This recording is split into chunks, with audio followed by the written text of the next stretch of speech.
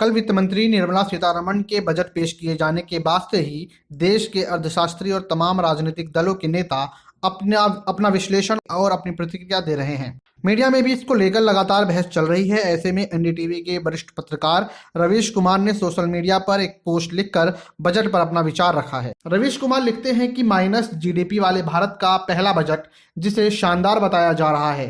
तालाबंदी के कारण निवेश बैठ गया, नौकरी चली गई, सैलरी घट गई, मांग घट गई। तब कई जानकार कहने लगे कि सरकार अपना खर्च करे, वित्तीय घाटे की परवाह न करे। इस बजट में निर्मला सीतारमण ने जोर देकर कहा कि हमने खर्च किया है, हमने खर्च किया है, हमने खर्च किया है। ब्लूमबर्ग क्विंट में इरा दुग्गल की रिपोर्ट है कि सरकार ने कुछ खास खर्च नहीं किया है। वित्त वर्ष में 30.42 लाख करोड़ का प्रावधान था, लेकिन 34.5 लाख करोड़ खर्च किया। इस पैसे का बड़ा हिस्सा भारतीय खाद्य निगम के लोन की भरपाई में किया गया है।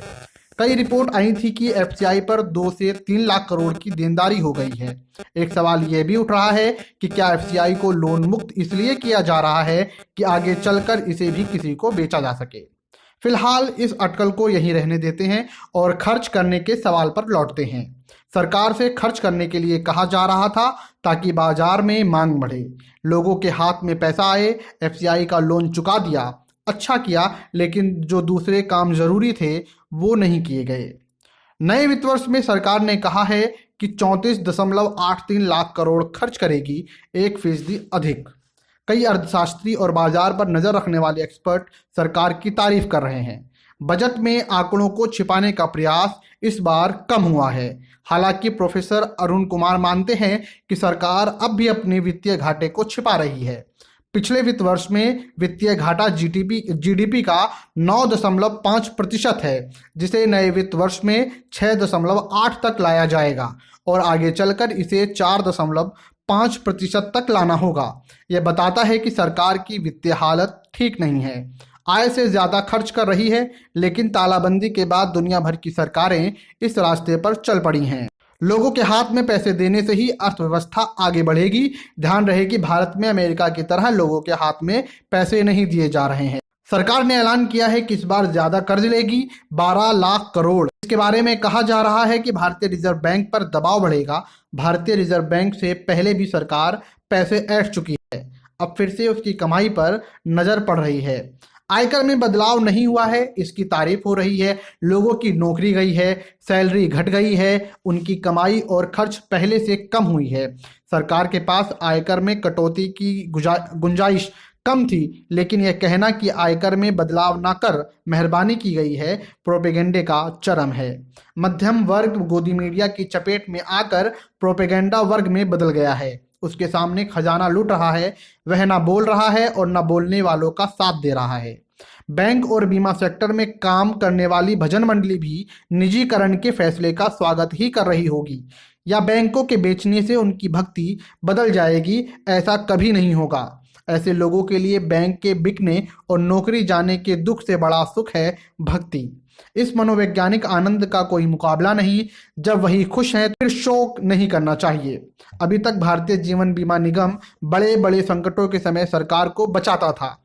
आज सरकार का संकट इतना बड़ा हो गया है कि वह भारतीय जीवन बीमा निगम को ही बेचने जा रही है। सरकार इस साल खूब बेचेगी। सरकारी संपत्ति को बेचने को लेकर उन संस्थाओं में काम करने वालों के बीच ऐसा समर्थन इतिहास में कभी नहीं रहा होगा।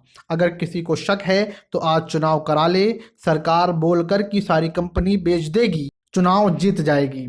मैं दावे के साथ कह सकता हूं कि बीमा और बैंक के भीतर ऐसे बहुत से लोग हैं जो चंद उद्योगपतियों के हाथ में सब कुछ जाने की खबर से खुश हैं।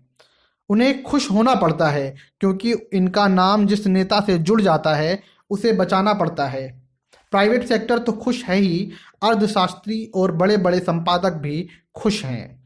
फिर भी एक सवाल पर विचार कीजिएगा, आज अर्थव्यवस्था का जो हाल है उसके लिए जिम्मेदार कौन है? नोटबंदी से लेकर तालाबंदी के कारण आपकी कमाई और रोजगार पर जो असर पड़ा उसके लिए कौन जिम्मेदार था? लाखों नौजवानों के सामने रोजगार का भविष्य खतरे में पड़ गया है। अगले 2-3 साल और पड़ेगा। सरकार उन्हें हिंदू मुस्लिम टॉपिक पर मीम भेजकर मस्त हो जाती है और नौजवान मदहोश। क्या यह बात सच नहीं है कि नौजवानों का भविष्य अंधकार में जा चुका है? तालाबंदी। भारत की अर्थव्यवस्था का हाल उससे पहले भी खराब था, तालाबंदी के बाद ध्वस्त हो गई। पूरे देश में एक साथ तालाबंदी क्यों हुई, इस फैसले तक पहुंचने के लिए सरकार के सामने क्या तथ्य और परिस्थितियां थीं। विश्व स्वास्थ्य संगठन ने भी तालाबंदी का सुझाव नहीं दिया था। याद करें, जिस वक्त तालाबंदी का फैसला हुआ उस वक्त सरकार की आलोचना हो रही थी कि वह कोरोना को लेकर सजग नहीं है। ट्रैप को लेकर रैली हो रही है तो मध्य प्रदेश में सरकार गिर रही है। फिर अचानक सरकार आती है और पूरे देश में एक साथ तालाबंदी कर देती है। नोटबंदी के बाद तालाबंदी ने साबित कर दिया कि इस देश में तर्कों और तथ्यों से आगे जाकर नरेंद्र मोदी लोकप्रिय हैं। राजनीतिक विश्लेषक नरेंद्र मोदी की लोकप्रियता चुनावी जीत से आंकते हैं। नोटबंदी और तालाबंदी के फैसलों के बीच उनकी लोकप्रियता बताती है कि अगर वे भारत की अर्थव्यवस्था को समंदर में भी फेंक आए तो सर्वे में वे सबसे आगे रहेंगे। दुनिया के इतिहास में बहुत कम ऐसे नेता हुए होंगे जिन्हें अर्थव्यवस्था को बर्बाद करने के बाद भी ऐसी लोकप्रियता मिली हो। आपको मेरी बात पर यकीन ना हो तो आप भारत के बेरोजगार नौजवानों के बीच उनकी लोकप्रियता का सर्वे कर लें, आपको जवाब मिल जाएगा। नरेंद्र मोदी ने नौकरी जैसे मुद्दे को राजनीति की किताब से बाहर कर दिया है। यह कोई मामूली सफलता नहीं है। एक नेता लोगों के मनोविज्ञान, उनकी सोच पर राज करता है। बेरोजगारी और माइनस जीडीपी जैसे झटके उसके सामने टिक नहीं पाते हैं। अब लोग सवाल नहीं करते कि तालाबंदी का फैसला करते वक्त सरकार के सामने कौन से विकल्प और तथ्य रखे गए थे। महानगर से लेकर गांव-गांव तक बंद करने की क्या जरूरत थी। सरकार बहुत आराम से बोलकर निकल जाती है कि तालाबंदी के फैसले से 1 लाख लोगों की जान बची है और बहुत से लोग संक्रमित होने से बच गए हैं। सबने अपनी आंखों से देखा कि किस खराब तरीके से महामारी का मुकाबला किया गया, लेकिन हर भाषण में अपनी ही तारीफ हो रही है और लोग इस तारीफ पर यकीन कर रहे हैं। भारत की अर्थव्यवस्था इतिहास के सबसे बुरे दौर में है। के लिए जो जिम्मेदार हैं वो अपने राजनीतिक जीवन के सबसे शानदार दौर में हैं।